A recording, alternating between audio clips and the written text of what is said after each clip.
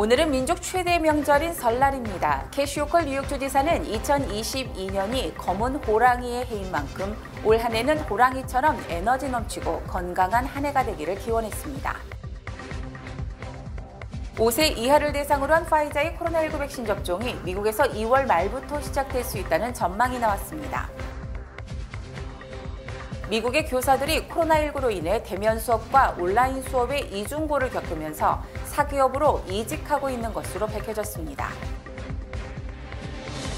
지난해 미국 내 한인은행 16개의 순이익이 지난 2020년보다 2배 이상 증가, 무려 6억 달러에 달하는 것으로 집계됐습니다. 이상은 TKC 뉴스데스크 오늘의 주요 소식입니다. 전염력이 강한 변이와 실내 활동으로 인해 코비드-19 감염이 증가하고 있습니다. 그러나 우리 자신의 건강을 지키기 위해 취할 수 있는 조치가 있습니다. 백신과 부스터샷을 접종하세요. 증상이 있거나 여행 또는 모임 참석 시 코비드에 노출되었을 가능성이 있다면 검사를 받으세요. 백신을 접종했더라도 마스크를 쓰세요. 몸이 좋지 않은 경우 자택에 머무르십시오. NYC 확산을 막기 위해 앞으로 나아갑시다. 백신 접종소는 nyc.gov/covid 백신에서 확인하실 수 있습니다. 면역력 필수 시대. 기능성을 나라에서 인정받고 122년 역사가 증명한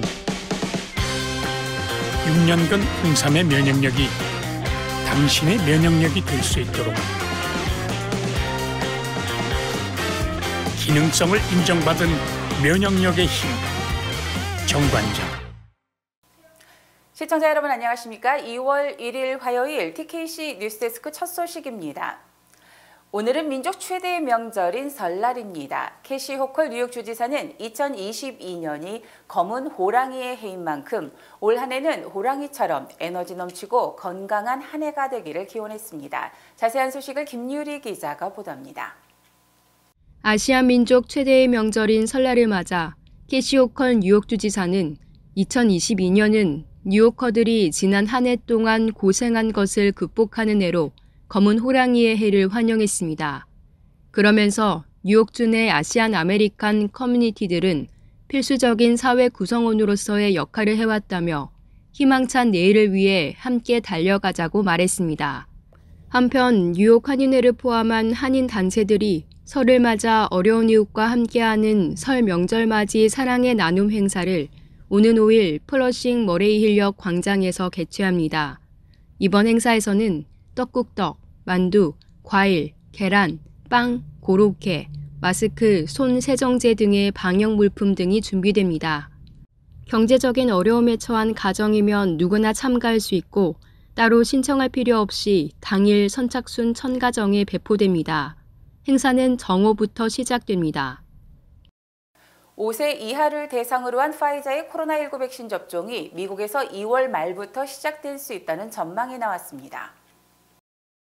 파이자는 바이오엔테크와 공동 개발한 백신을 생후 6개월에서 5세까지 아동을 대상으로 접종하는 긴급 사용 허용을 FDA에 신청할 방침이라고 밝혔습니다. FDA는 신청을 받게 되면 2월 중순 관련 논의를 위해 회의를 가질 예정입니다. 또 CDC의 예방접종 자문위원회도 이 문제를 논의하기 위해 소집됩니다. 승인이 된다면 예상보다 빠른 2월 말 접종이 시작될 것으로 알려졌습니다. 앞서 파이자와 바이오엔테크는 2세, 3세, 4세 아동에게 자사 백신을 2회 접종했을 때 10대와 성인에게서 나타난 것과 유사한 면역 반응이 일어나지 않았다고 발표한 바 있습니다. 다만 생후 6개월에서 2세 사이 아동은 유사한 면역 반응이 나타났습니다. 이에 아이들에 대한 면역 반응 향상을 위해 부스터샷의 면역 반응을 시험하고 있습니다. 이 결과는 올해 3월에 나올 것으로 전망됩니다. 미국의 교사들이 코로나19로 인해 대면 수업과 온라인 수업의 이중고를 겪으면서 사기업으로 이직하고 있는 것으로 밝혀졌습니다. 월스트리트저널은 지난달 31일 연방정부의 자료를 인용해 지난해 1월부터 11월까지 교육 서비스 분야에서 직장을 떠난 근로자 수는 148% 늘었다며 전 산업군을 통틀어 가장 가파른 증가세라고 전했습니다. 공립학교에서 퇴직한 근로자 수는 같은 기간 40% 증가한 80만 명에 육박한 것으로 나타났습니다. 이 같은 교사들의 퇴직 사유는 번아웃으로 코로나19 방역 수칙의 잦은 변화에 지쳤기 때문입니다. 학생들이 등교할 때는 대면 수업을 하지만 확진자 수 증가로 온라인 수업으로 전환이 되면 추가로 수업 준비가 필요해 부담이 늘었다는 것입니다.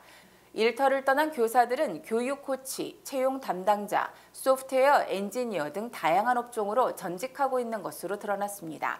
팬데믹으로 인력난에 빠진 기업들은 고급 인력의 교사들을 채용하기 위해 러브콜을 보내고 있으며 교사들은 이직을 하며 몸값을 높이기도 하는 것으로 나타났습니다. 커리어 코치인 다프네 고메즈는 코로나19 대유행은 교사들에게 돈과 성취감, 직업적 성장 등 다른 선택지를 열어주고 있다고 말했습니다. 지난해 미국 내 한인은행 16개의 순이익이 지난 2020년보다 2배 이상 증가, 무려 6억 달러에 달한 것으로 집계됐습니다. 본 방송이 전국 16개 한인은행이 연방예금보험공사에 제출한 실적보고서를 검토한 결과 지난해 한 해 수익은 5억 8,700만 달러에 달했습니다. 이는 지난 2020년 2억 9,060만 달러보다 2.1배나 늘어난 것입니다. 특히 자산 1위 은행인 뱅크 오브 호프는 2억 1,500만 달러로 사상 처음으로 2억 달러를, 한미은행은 1억 753만 달러로 사상 처음으로 1억 달러를 돌파했습니다.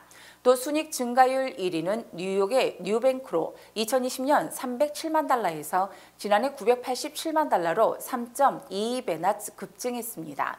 같은 기간 한인은행 자산은 431억 달러로 1년 전보다 14.1%, 예금은 364억 3,300만 달러로 2020년보다 13.2% 증가했고 대출 역시 332억 6천만 달러로 1년 전보다 9.7% 늘었습니다.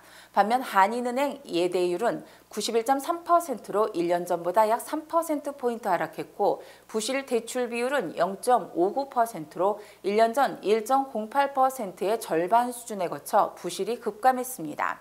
또 자산 대비 수익률은 1.36%로 1년 전 0.76%의 2배에 가까워 한인은행들의 자본 건전성이 크게 강화됐습니다.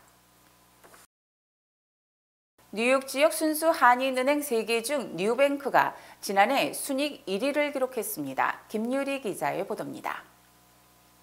연방예금보험공사 자료에 따르면 뉴뱅크는 지난해 순이익이 987만 달러로 뉴욕 지역 3개 은행은 물론 미 전역 16개 은행 중 순이익 증가율 1위를 기록했습니다. 또 뉴밀레니엄 은행의 순이익은 829만 달러, 노아은행의 순이익은 293만 달러로 집계됐습니다.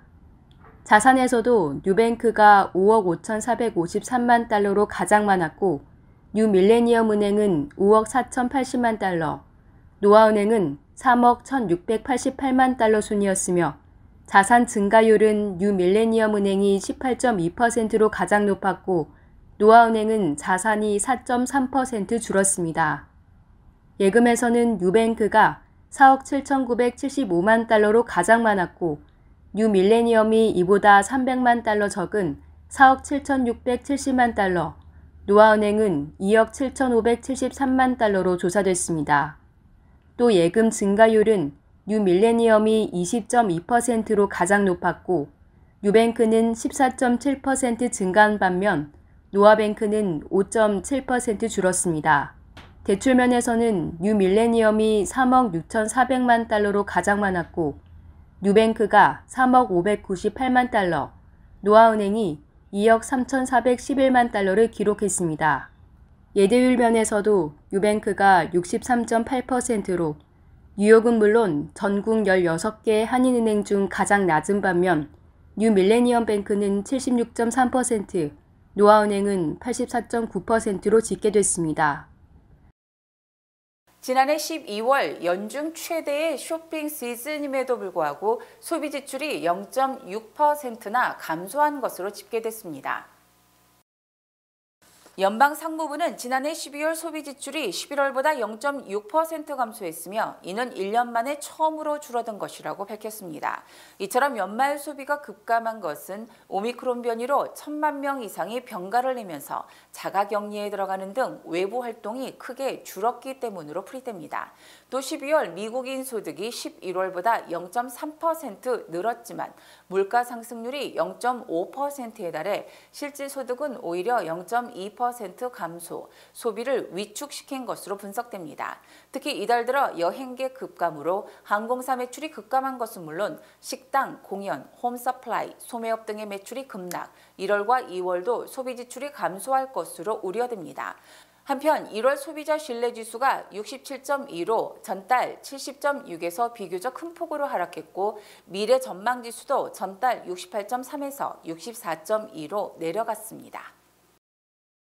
지난해 12월 무려 450만 명이 이직했지만 뉴욕주는 다른 주보다 이직률이 상대적으로 낮은 것으로 조사됐습니다.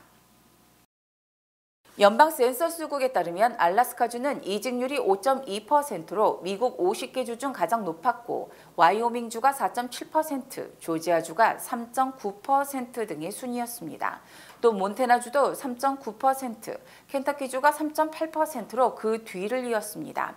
이직률이 높은 이들 5개 주는 정규직보다 시급을 받는 비정규직이 많아 더 높은 임금을 주는 직장으로 쉽게 이직할 수 있는 곳으로 풀이됩니다.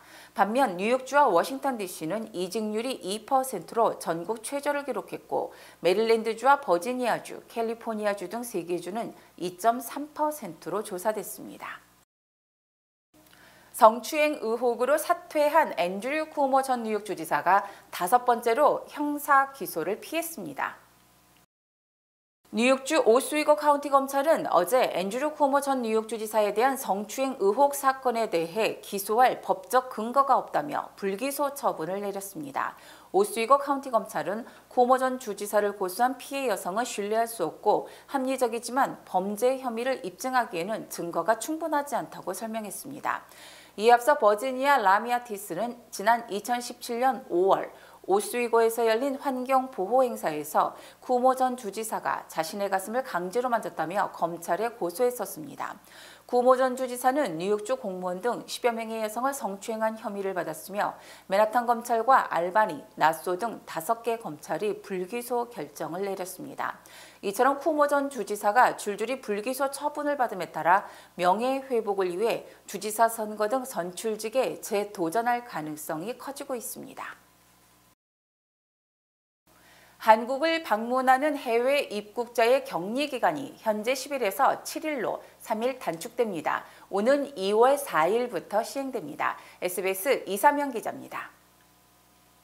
한국을 방문할 때 해외 입국자에게 적용되던 격리 기간이 3일 단축됐습니다. 한국 정부는 오는 2월 4일부터 모든 해외 입국자 격리를 7일로 단축하겠다고 밝혔습니다. 중앙방역대책본부는 오미크론 변이의 국내 우세 종화와 대응체제 전환에 맞춰 오는 2월 4일 0시부터 입국자 격리를 7일로 단축하겠다고 강조했습니다. 전문가들은 코로나 감염자도 감소세로 돌아서면서 격리 조치를 단축한 것으로 분석하고 있습니다. 하지만 나머지 해외 유입 방역관리 강화 조치는 기존과 동일하게 유지한다고 방역당국은 설명했습니다. 지난 24일 후 발급된 격리 면제서의 유효기간은 발급일 기준 14일 이내로 단축됐습니다. 해외 입국자는 48시간 이내에 검사에서 발급받은 PCR 음성 확인서를 소지해야 합니다. PCR 음성 확인서가 없을 경우 5일간 시설 격리 후 2일간 자가 격리를 해야 합니다. 남아프리카 공화국을 비롯해 아프리카 11개국에서 방문하는 단기 치료 외국인의 입국 제한 조치도 해제됩니다. SBS 이삼현입니다. 미국에서 태어난 선천적 복수 국적자들은 만 18세 이전에 한국 국적 이탈 신고를 해야 합니다. 하지 않았을 경우 피해를 본 한인 2세가 많아 그동안 해결을 촉구하는 목소리가 높았는데요. 한국 법무부가 국적법 개정안을 입법합니다. SBS 전영훈 기자입니다. 부모 가운데 한 명이라도 한국 국적이면 미국에서 태어나도 선천적 복수 국적자가 되는 한국 국적법.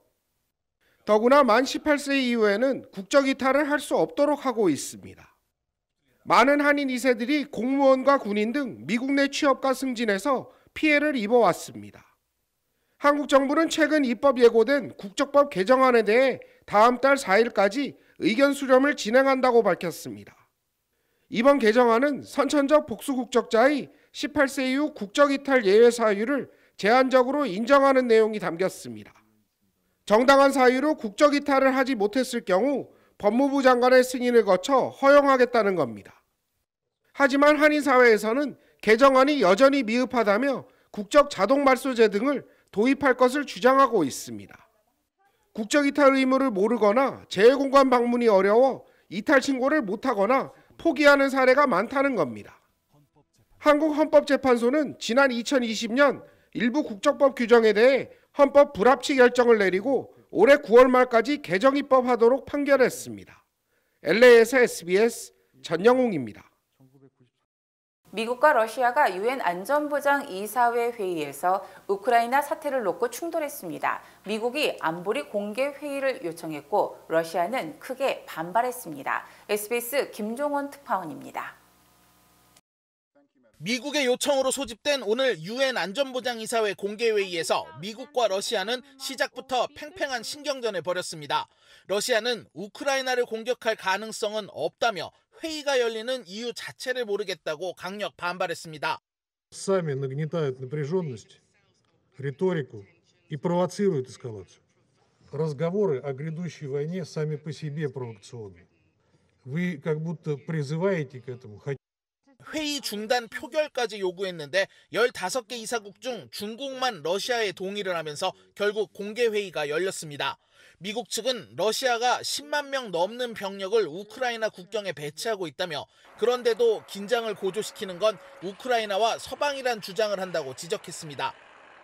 If they refuse to do so, the world will know why and who is responsible. We urge you to assess not only Russia's statements, but their actions with clear eyes. 러시아의 네벤자 유엔 대사는 이후 우크라이나 유엔 대사가 발언을 하려고 하자 짐을 챙겨 퇴장하기도 했습니다.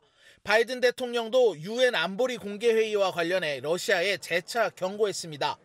We continue to urge diplomacy as the best way forward. But with Russia's continuing its buildup of its forces around Ukraine, we are ready no matter what happens. 하지만 러시아의 강한 반발 끝에 오늘 안보리 공개 회의는 별다른 합의점 없이 2시간 만에 끝이 났습니다. 뉴욕에서 SBS 김종원입니다. TKC 뉴스데스크 잠시 후 2부에서 계속됩니다.